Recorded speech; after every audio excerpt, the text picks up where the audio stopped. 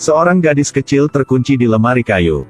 Mereka akan melakukan eksperimen pada tubuh gadis itu. Dia berteriak untuk minta bantuan. Tapi tak siapapun peduli dengannya. Mesin dihidupkan. Sebuah mesin potongan yang raksasa sudah mengangkat. Di sebelahnya adalah hewan peliharaannya. Menyadari dirinya dekat mati, gadis itu berteriak dirinya adalah Putri Bu Huagong.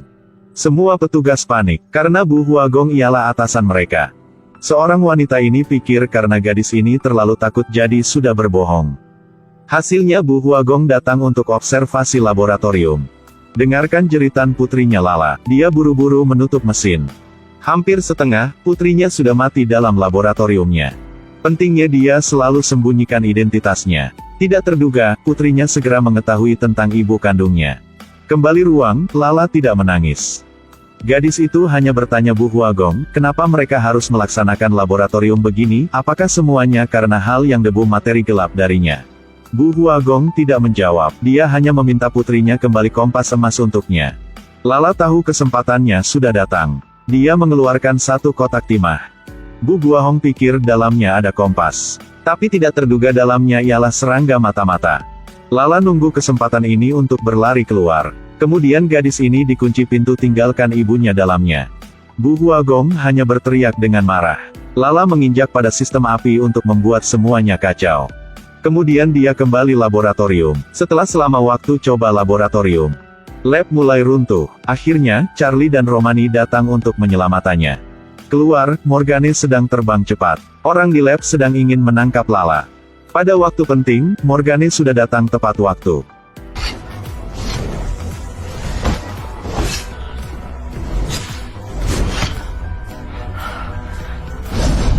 Akhirnya, orang Romani sudah menemukan rekannya dan anak-anak.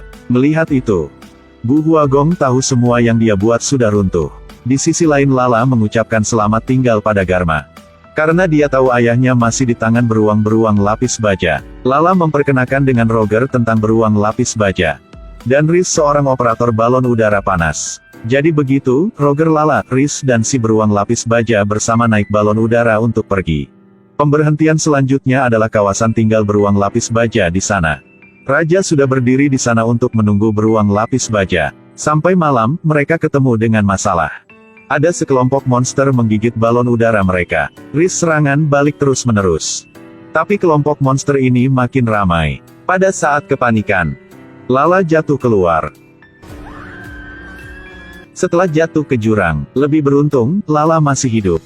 Tapi dia belum berlangkah beberapa langkahan, kepala beruang lapis baja terungkap. Tentu saja itu bukan Charlie, jadi begitu. Lala dibawa ke tempat Raja Beruang. Di sini, Lala melihat banyak beruang lapis baja, bahkan ada Raja Beruang. Lihatlah, seorang gadis kecil ini ingin menipu Raja. Di depan mata gadis ialah Raja Beruang lapis baja. Untuk menyelamatkan hidupnya, dia sudah berbohong dirinya adalah maskot Charlie.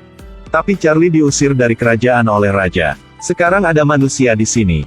Raja Beruang lapis baja ingin Lala menjadi maskotnya. Tapi sebelum bikin begitu, Raja ingin memeriksa apakah kata-kata Lala benar atau salah.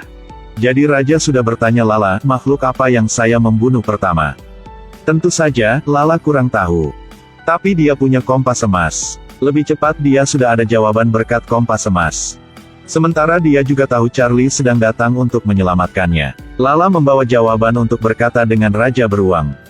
Ternyata binatang yang pertama Raja Beruang membunuh ialah ayah Raja Beruang. Hal ini membuat Raja Beruang percaya bahwa kata-kata Lala benar. Selanjutnya lebih mudah. Sekarang mereka hanya menunggu Charlie sampai, kemudian mereka akan membunuh Charlie. Lala mungkin menjadi maskot Raja Beruang. Tentu saja ini hanya cara Lala untuk menyelamatkan hidupnya. Akhirnya, Charlie juga sampai. Lala memberitahu Charlie tentang bagaimana dia menipu Raja Beruang. Charlie tanpa sejerah menjawab. Karena posisi Raja Beruang sekarang seharusnya milik Charlie. Selanjutnya, perang antara dua beruang dimulai. Raja Beruang dengan wajah penuh pola, dia pikir dirinya akan membunuh Charlie.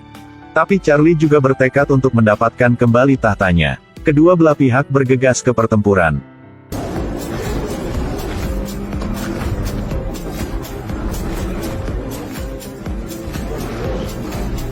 Tapi Charlie juga bertekad untuk mendapatkan kembali tahtanya. Kedua belah pihak bergegas ke pertempuran.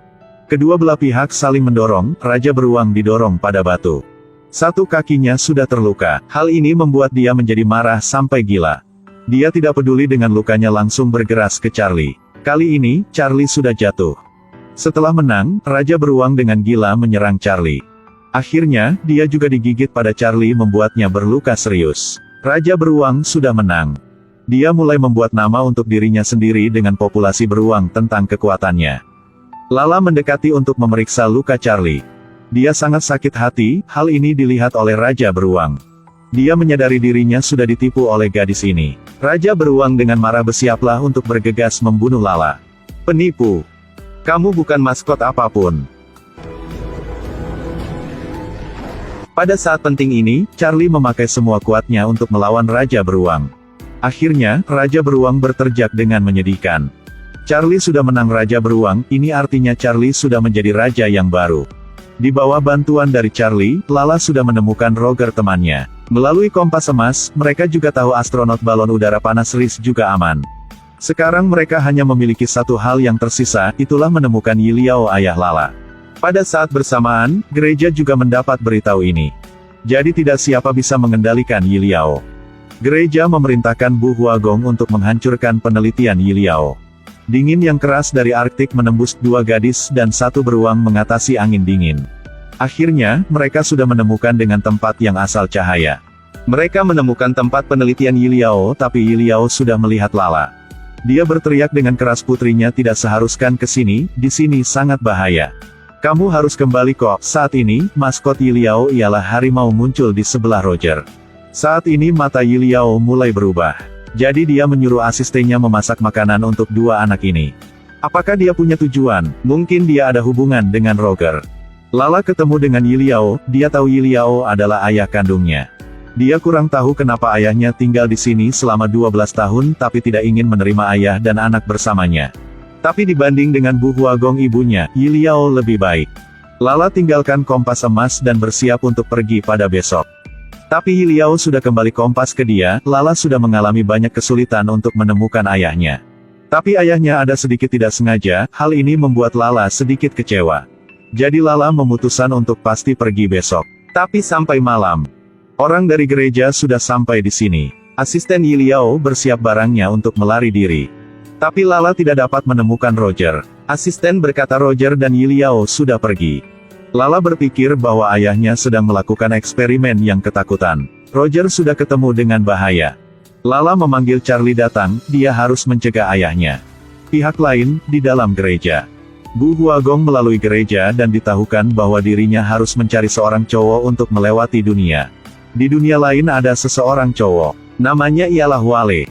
Dia adalah seorang bisa gunakan pedang ajaib dalam ramalan. Sekaligus Wale juga menyadari ada siapa yang ingin ketemu dengannya. Dia dan ayahnya bersama pergi ke sepanjang dunia. Pada waktu bersamaan, Lala juga sampai kawasan gunung salju tapi orang gereja sudah sampai dulu.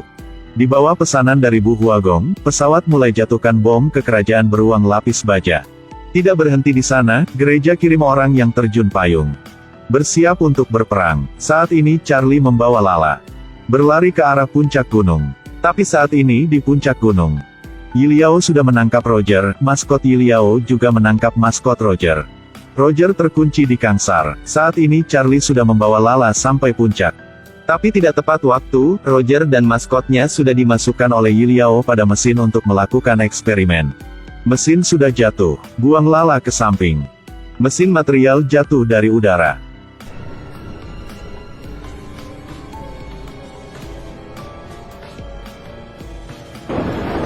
Akhirnya, setelah menyerap cahaya yang cukup, satu pintu pelindung dipasang. Ini juga ialah pintu untuk ke dunia lain. Pada saat ini, Bu Huagong sudah sampai puncak. Yiliao tidak terduga, bahkan dia ingin membawa Bu Huagong ke dunia lain. Dia mengatakan bahwa bahaya di dunia ini tidak sederhana. Sedangkan mengatakan bahwa perang ini harus menang. Tapi Bu Huagong sudah menolak. Dia tidak memilih pergi bersama Yiliao, jadi begitu Yiliao sendiri berlangkah lewat pintu. Setelah dia pergi, Lala memeluk Roger yang temannya menangis dengan sakit. Dia menyalahkan dirinya sendiri karena membawa Roger ke sini, jadi temannya sudah mati di bawah percobaan ayahnya. Lala memutuskan pergi untuk menemukan kebenaran. Pada waktu bersamaan, Wale sudah menemukan jalan ke dunia Lala. Dia sudah memakai pedang ajaib. Tapi Lala baru adalah seorang punya kompas emas. Mereka memutuskan tinggal di dunia baru untuk melakukan eksplorasi petualangan.